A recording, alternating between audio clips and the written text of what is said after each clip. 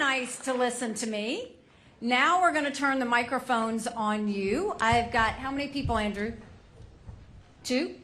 I've got 2 guys with microphones. So there is nothing I won't answer. You may not like my answer, but there is nothing I won't answer. So just raise your hand up high, and one of the guys will come find you.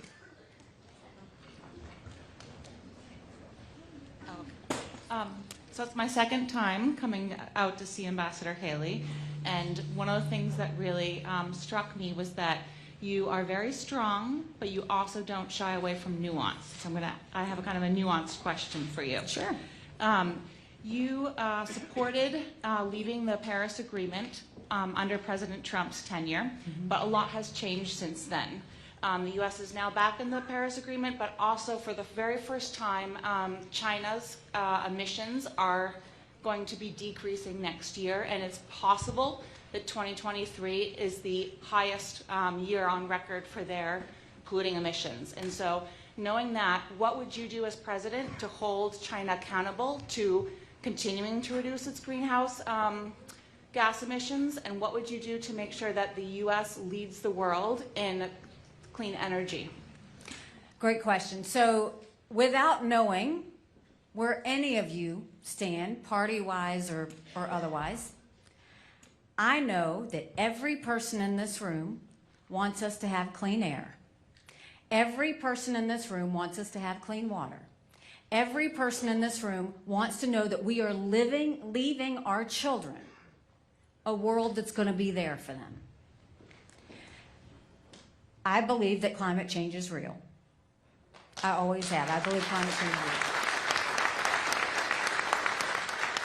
Having said that, the reason that I fought to pull us out of the Paris Climate Agreement is because when that came together and all those countries came in the name of protecting our environment, Obama put us under the strictest of regulations that hurt our businesses, that hurt our families, and that was not realistic. And you know what China's plan was? They would deal with it in 10 years. I've dealt with China. 10 years never comes. Now they can tell you everything they want on the emissions. If that were true, then why are they constantly still building coal plants? Because they're doing that right now as we speak. If we truly care about the environment, the way you deal with that is you require China and India to step up and start reducing their emissions and prove it. Prove it. Because China will say a lot, but every time they speak, they lie. And they've never fallen through on anything. And you look at what America does.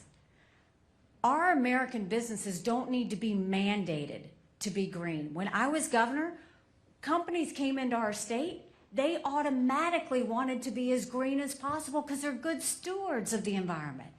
You look now, Boeing just flew a plane where the emissions are way down. They're doing it off of cooking oil. I don't even know how you do that, but they're doing it. But the point is, these companies are constantly looking for ways to do it. So the way that we will hold China and India accountable is you don't go and get into a pact at the UN, which is a farce every time.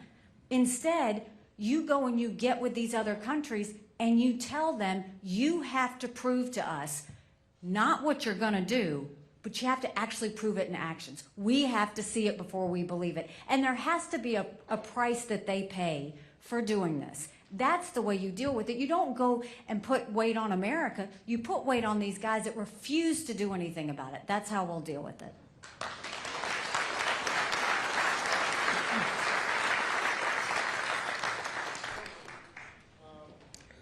About 10 years ago, I was in Israel, and I spoke to a number of Arabs. And I asked, why do you live in Israel if you hate the Jews? And the answer was, we don't hate the Jews. Living conditions in Israel are a lot better than they are in the Arab countries. But the question is, with Hamas teaching people to hate Jews and teaching their 5-year-olds how to use guns and hate Jews, is a two-state solution possible? Interesting, because I've noticed that, on the news, that's what everybody wants to talk about is a two-state solution. Every day that I was at the United Nations, Israel was a focus. Every day. And I've seen this game before, even with what happened on October 7th. They all support Israel when she's hit. And they all beat her up when she hits back. They think she's just supposed to keep taking it. And the reality is, they are always, and I'm upset because Biden is constantly pushing things on Israel. Why are you putting conditions on our friends? You're supposed to be putting conditions on the terrorists. But yet you're working and giving pressure to our friends. I can tell you right now, I'm incredibly worried about the ceasefire because every time we've had a ceasefire with Hamas, people die. They break the ceasefire, they kill Israeli soldiers, they take more hostages. I don't trust Hamas. They've never given us a reason to trust Hamas. When you look now and they talk about a two-state solution, every day that I was at the United Nations, it was never Israel opposing a two-state solution. It was always the Palestinians and Iran opposing a two-state solution. They never wanted that because they want to eliminate Israel altogether. So a two-state solution is not a true conversation because if you've ever talked to them, they don't want it. The Palestinians don't want a two-state solution.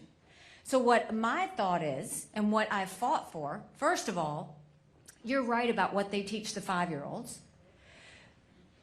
There's a organization called UNRWA, and it's a Palestinian aid organization to help the Palestinians. I went there to really see what it does, in good faith, to see what good does this do. And what I found when I went into those areas, it was graffiti everywhere that said, "Kill the Jews," and images of that. The second thing is, of this organization, they had textbooks. And the textbooks, this is to simplify it, but basically said, if you have 5 Israeli soldiers and you kill 4 Israeli soldiers, how many Israeli soldiers are left? So I pushed, and we stopped giving any U.S. tax dollars to that Palestinian organization.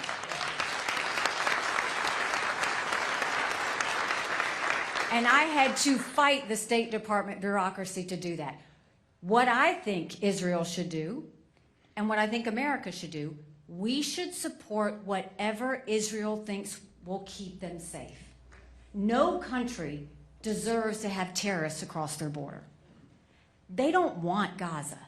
Israel doesn't want Gaza, but they don't want terrorists living off their border and allowing this to happen again. So whatever Israel says they feel like will keep them safe, I will support. The Palestinians are a totally different story.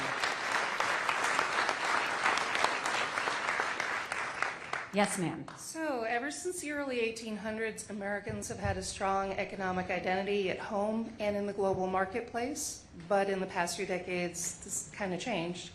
And very recently, we lost our AAA credit rating as a country. Many Americans believe we've lost our economic identity and our standing as an economic superpower. I'm wondering how your administration will restore our faith and standing as a top economic player in the global marketplace. The key is the strong dollar is a national security issue.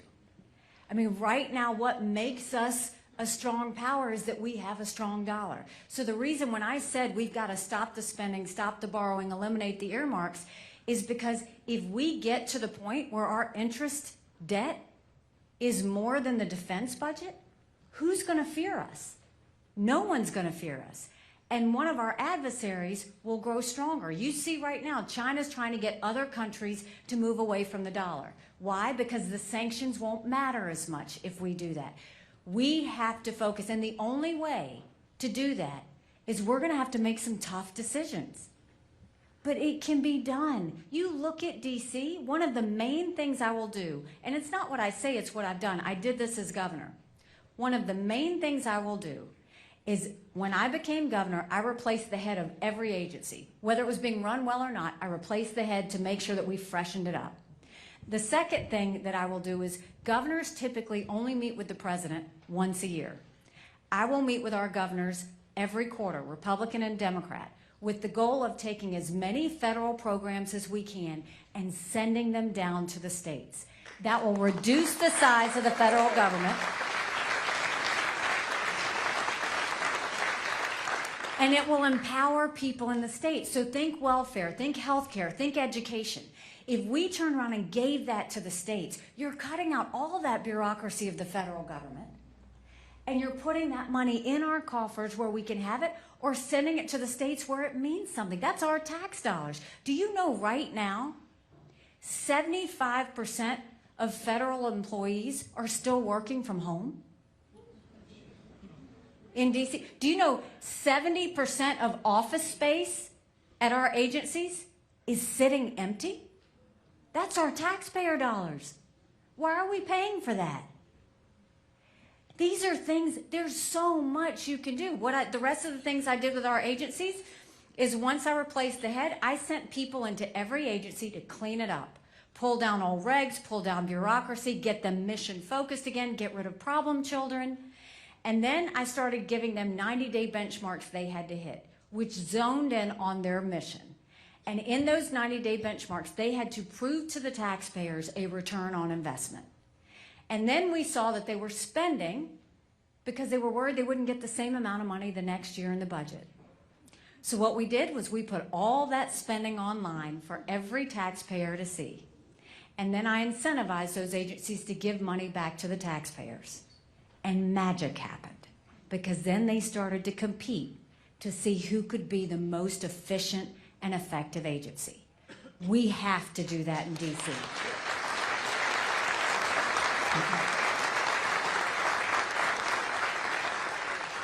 Yes, sir. I'm an independent, but I was questioning what you were saying before about growing the federal tax base by reducing taxes.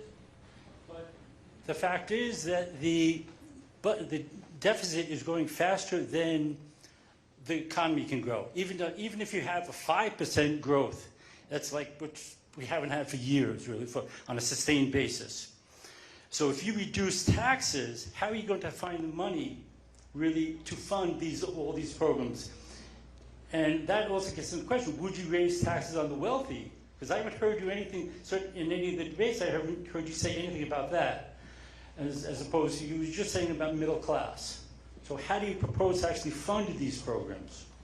You should be so excited, because one of the coolest things that's going to happen is when you send an accountant to DC, all of a sudden the respect and value for a taxpayer dollar is going to matter. The first thing everybody says is, oh, but you can't cut taxes, because then where's the money going to come from? I just told you we had 70% of office space sitting empty. I just told you that we had 7,000 earmarks that were sent through. You want to know something else? Foreign aid. Foreign aid. When I was at the I'm coming to where your question is. When I was at the United Nations and we moved the embassy from Tel Aviv to Jerusalem, we were literally condemned by the entire world. And I was proud to issue the veto, because we can put our embassy wherever we want. We always put it in the capital of every country. Jerusalem is the capital of Israel. We were acknowledging a truth. But I was mad. So I went back to my office and I said, I want you to put a book together. I want you to list all 193 countries. I want the second column to be the percentage of times they voted with the U.S. and against the U.S. And I want the third column to be how much foreign aid we give them. I took that book and I gave it to President Trump. He lost his mind. He's yelling out countries, he's flipping pages. And I said, look, I'm not saying we give foreign aid based on a percentage vote at the UN. But that should be one of the things we look at. Quit trying to buy friends. Quit paying off enemies. Do you know last year we gave $50 billion in foreign aid? You know who we gave it to? Iraq, that harbored terrorists that tried to kill our soldiers. Zimbabwe, the most anti-American African country there is. We gave money to Belarus, who's holding hands with Russia as they invade Ukraine. We gave money to Cuba, who we named a state sponsor of terrorism, that is now putting a spy base up with China. And the one that makes me sick to my stomach, we gave money to China. How weak do we look? When I am president, we will no longer give money to countries that hate America.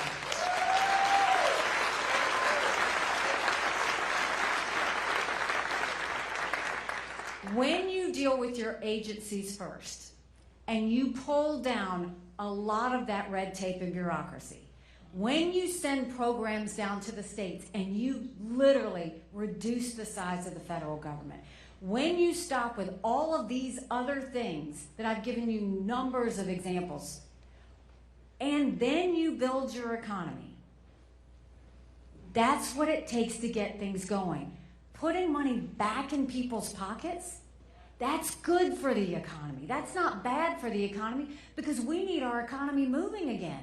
We've got to get it to where we can afford things. You can only do that by putting money back in people's pockets. And so, yes, you can say, but we don't have the money. But we do have the money. And then, yes, one other thing that no other candidate in this race wants to talk about, we have to do entitlement reform. We have to do it. And the reason that we have to do it is for the other candidates who've all said they're not going to do it. Does that mean you're going to go in and be president and leave the country bankrupt when it comes to those? Because Social Security is going bankrupt in 10 years, Medicare is going bankrupt in 8. So how do we deal with it? First of all, America should always be a country that keeps her promises. We don't touch anyone who is in the system at all. You should know that that money's going to be there for you. The ones we change it for are those like my kids in their 20s coming into the system. We change retirement age to reflect life expectancy for them. We limit benefits on the wealthy. Instead of cost of living increases, we do increases based on inflation. And we expand Medicare Advantage plans, which seniors love, that allow competition and reduce the cost of health care. There are so many things we can do. But one of the first, what we should never do is talk about charging the taxpayers more money. I refuse to do it. I will never do it.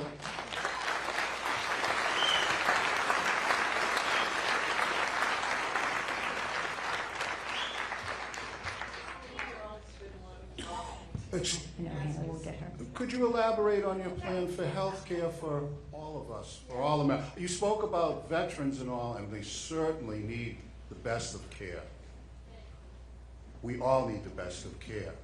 Please speak on your health care plan. Absolutely. Do you know, how is it that we are the best country in the world and we have the most expensive health care in the world?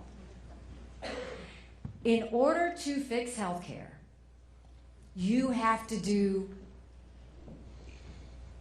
I always say you have to break it, but that sounds harsh. I know that sounds harsh, but it's true. We have to open up health care.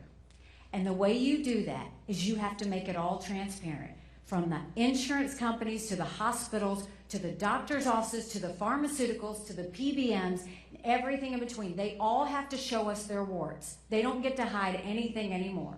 Once we see that, the focus should be, how do we get the patient out of the back seat of the car? Michael and I take care of my parents. They live with us. They're 87 and 89. When my mom was in the hospital, a nurse came in to give her Tylenol. And my mom said, I don't need it, I'm fine. And she said, honey, you might as well take it. You're going to pay for it anyway. When we got the bill from the hospital, no one talked to us about that bill. It was negotiated between the insurance company and the hospital, and we're supposed to trust that? There's no way. If we just dealt with insurance companies alone, do you know we'd cut health care in half?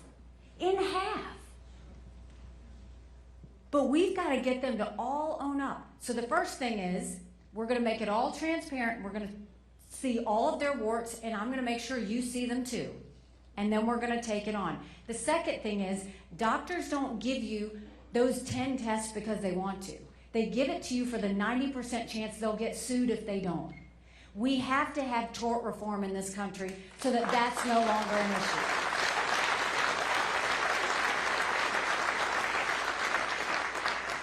We passed tort reform in South Carolina. The second thing that we did is I eliminated certificate of need. For those of you that don't know, certificate of need is something that most states have, and basically it stops competition. So a hospital that's here No other hospital can come within X number of miles because it hurts the hospital. In our family business that I grew up in, my mom used to always say the best thing that could ever happen to us is if our competition went across the street. Because every day we'd fight to give good service to our customers and prices would stay down. When you remove that certificate of need, they do this with hospitals, they do it with nursing homes, they do it with surgical centers. The only ones that win when you have a certificate of need are lawyers, and they make a ton of money off of it when the hospitals fight each other.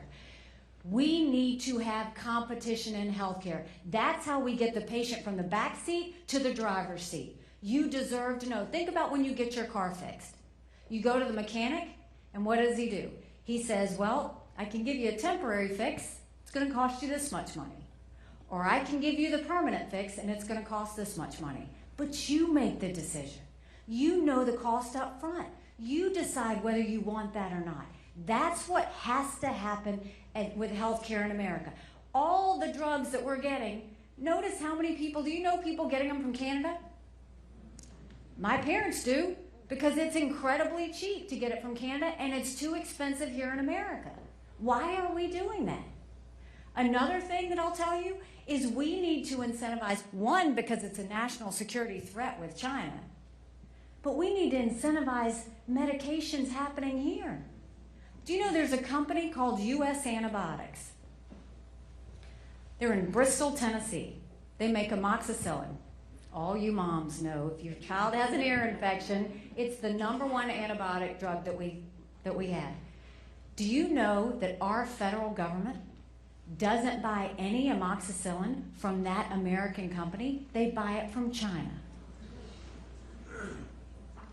Why in the world would we do that? And how are we incentivizing any company to want to do more here in the States if we're not supporting them? So there are many things that we can do with healthcare, but the first thing we're going to do is open the whole thing up and make every part of that industry show us everything that they have. That's how we'll get the patient back in the driver's seat.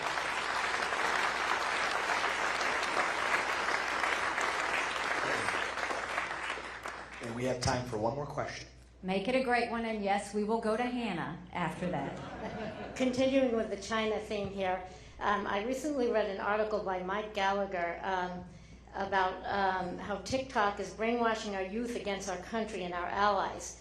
He pointed to a recent poll that showed that 51% of Americans aged 18 to 24 believe Hamas was justified in its brutal terrorist attacks on innocent Israeli citizens on October 7th. So what he pointed out in that article is that TikTok algorithms are tuned to prioritize polarizing outrage and addictive brain-numbing nonsense. That's what he's quoting him. So China understands clearly that the crumbling of a regime always starts in the realm of ideas. What I'd like to know is what your thought is about the best way to fight this information warfare or the smokeless battlefield. Acknowledge that it exists.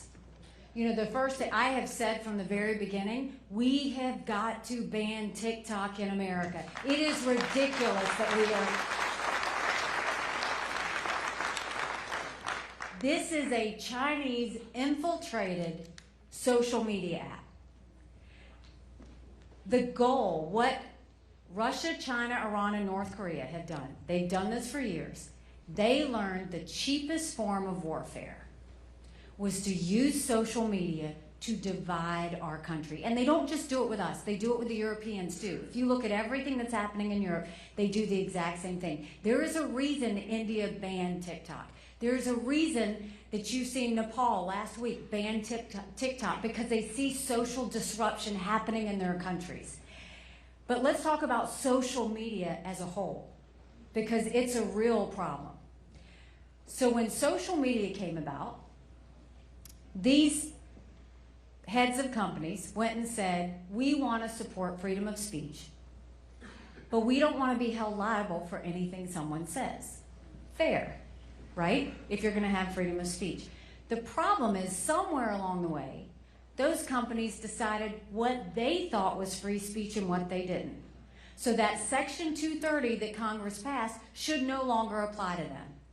The one thing we need to do with our social media They need to show all Americans what their algorithms are.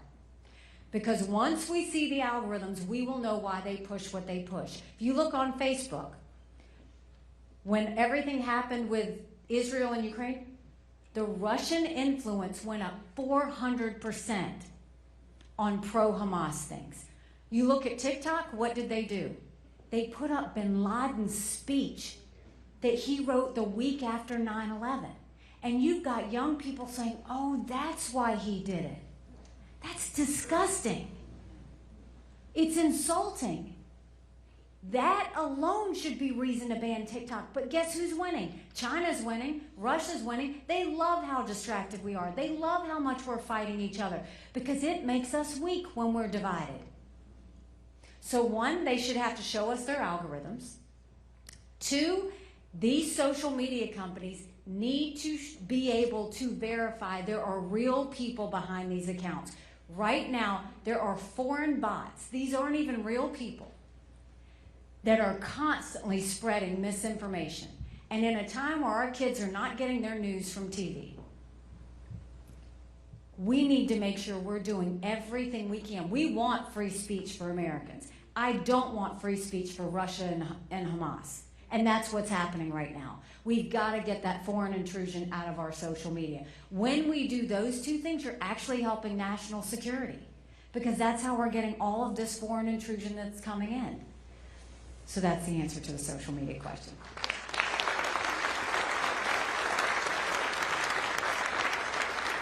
So now I'll take a point of personal privilege. Hannah attended my town hall last week, Hannah? Last week.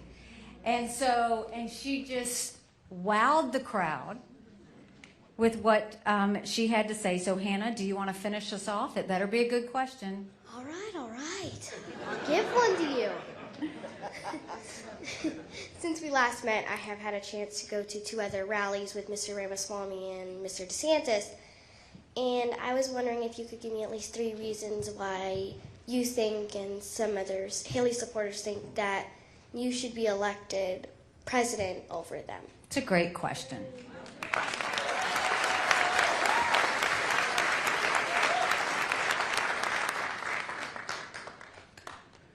First thing, I've been a governor.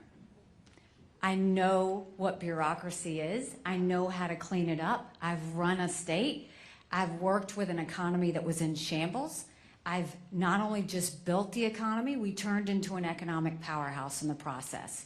We made our state proud again, and we showed the country and the world what strength and grace look like in our worst crisis moments in South Carolina during my tenure. Second reason, every day I was at the United Nations. I dealt with Russia, China, Iran, North Korea, Israel. Every one of those hotspots I dealt with. And I dealt with them with strength. I dealt with them in a way that took the kick-me sign off our backs. And I dealt with them in a way that they knew what America expected of them instead of us being reactionary. And the third reason is I'm a mom. And the truth is, I don't want my kids growing up like this. I don't feel comfortable with the way the country is, and just letting my kids have to deal with it. It's not okay. It gives me real heartburn to think about the fact that they just came out with a statistic that the average homeowner age buying a home is 49. 49. It used to be something that when you started your life and your marriage and you worked hard, that was the American. 49?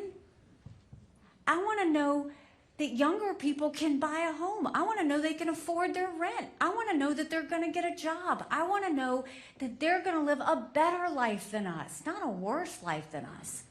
So the biggest personal reason is that I'm a mom. And at the end of the day, I will treat America like I treated South Carolina, which was, don't mess with my state, or there will be hell to pay. And that is the way I'll deal with the bill.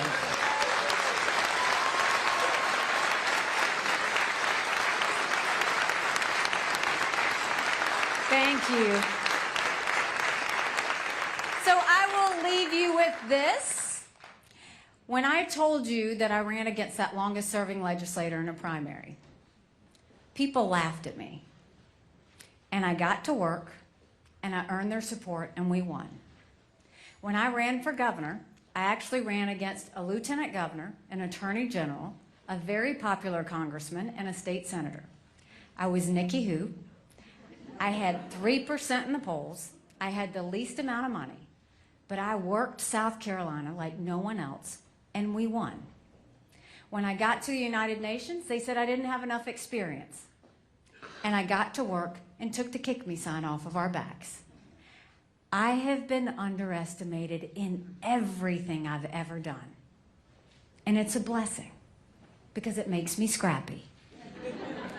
No one's going to outwork me in this race. No one's going to outsmart me in this race because we have a country to save. So if you like what I had to say today, go tell 10 people.